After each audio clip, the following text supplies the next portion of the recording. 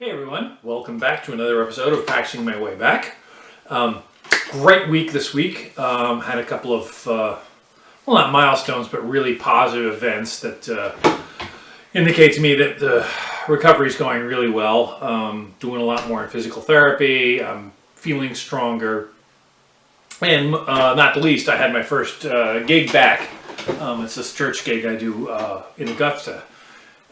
Him playing some liturgical music and some, filler stuff, preludes and offering music and such. And it was a really, it was a good time. I felt admittedly like I was playing with boxing gloves sometimes, but, from where I've been and where I've come to, I think I'm in great shape. A couple of really cool things came out of that I want to share with you. The first is, when I was practicing for this thing, it was a really interesting experience because it was different from how I had been practicing prior to that. And it was different in the sense that instead of simply working through stuff to get my fingers back, I now had a goal. I now had a specific performance, a specific things to do. So that kind of changes things somewhat, at least in my mind. And realizing that made me aware of how much pressure you can put on yourself when you know that there's other people listening.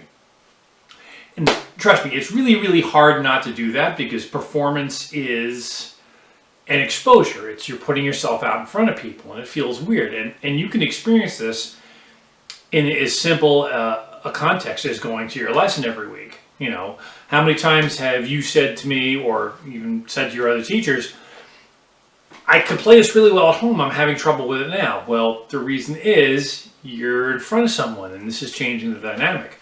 So one of the big games for us as musicians is to maintain our focus and try and keep our heads about us when we're playing in front of other people. Having realized that, and I guess it was much more obvious to me now because, I was so in the habit of doing that gig.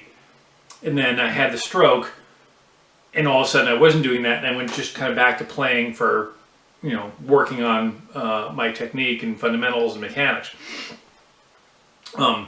So then having that context apply again, having to play for that thing, really made me see, how distractible an element that can be in your practice. So when you're trying to work through something, a difficult passage or whatever, instead of just thinking, this is weird, let me work on this, you're now thinking, people are going to hear me make this mistake. And you start projecting out all this weird stuff.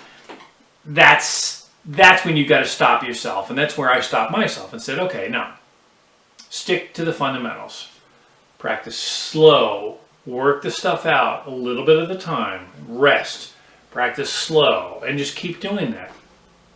And ultimately, that's all you can do.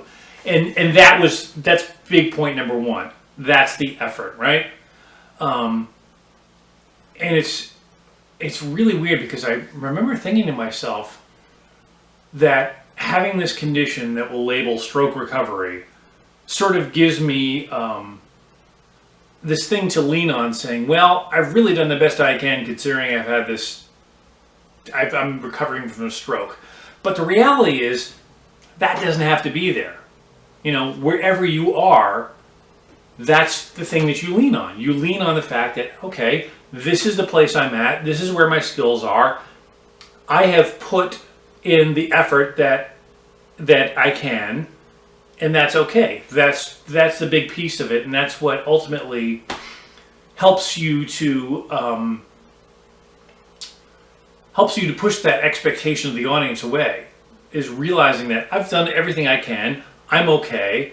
I'm going to just play like this. And, the audience is going to love it. That's just where it is. The way I like to look at it is wherever you are, that's where you are. And that's okay. And I'm sorry because this little one, she's so distracting to me. My little practice assistant, Tink. This is Tink. Tink, say hi. You're not going to say hi. Anyway, so that's point number one, is always keeping an eye on your self-acceptance, looking at where you are and being okay with it and just respecting that effort. Because ultimately it's that effort Again, it's the connection to those synapses, right? We talked about this. I've mentioned this before, neuroplasticity. That's what go away. That's what incurs the learning for you, right? And if you think about it, it really opens the door up to anything. Now you can learn anything. Just, for me, this 1 week was so amazing in terms of really realizing that and really seeing that is like, it doesn't really matter as long as you're making this effort and you're making this effort in a positive manner. I mean, you're not as much training, you're training muscles to a degree, but you're mostly training the brain to like get those electrical currents to go to where they need to go in the most efficient manner. And that's really where growth mind stems out of. That's a physical fact, all right? They've researched this. So this thing about, oh, you've got it, that's nonsense. You've got it. It's called your brain. It's called these connections. You just have to tell your brain how to get there. And some things will take longer than others. For me, it's going to take a little longer to do things that someone else could do faster because that's the way things are. We can call it stroke recovery, but I'm going to call it that's where I am because that's the perspective that I want to nurture for myself moving forward. The other thing, and this is going to sound weird, so bear with me. The other thing that kind of came out of this was this realization, and it's going to sound strange, so please bear with me.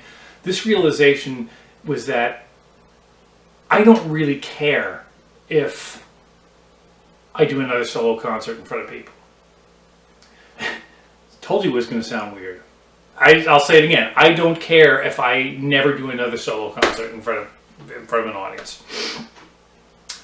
That doesn't mean that I'm going to turn them down. That doesn't mean that I'm going to stop playing out. Not even close. But if I was never to be in that situation again, I wouldn't care. And really what I'm saying is the most important thing for me is that I am playing. I realized that in preparing for this event and all the work that I've done up to this point has really all been about me just playing the instrument, me having this connection to this instrument and these dots on the page or the no dots on the page. And it's an important thing to reconcile for yourself because it really helps you set your priorities. Some people, it's very important to perform and to go in front of people and do those concerts.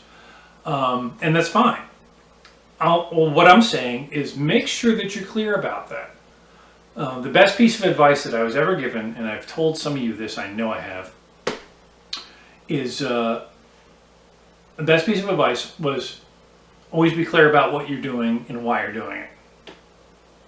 And that's, for me, having had the stroke remove a substantial amount of my ability, I realized I'm working so hard to try and get it back, and it's really just about this. It's really just about what's here. So, again, this doesn't mean that you won't see me playing out. Of course, I'm going to do that, but the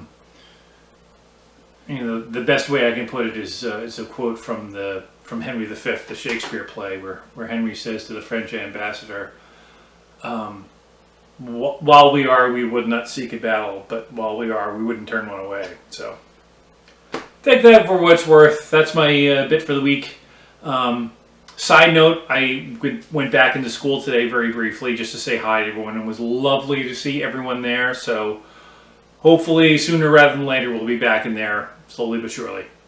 All right, great. That's all I got. Work hard, have fun. We'll see you next time.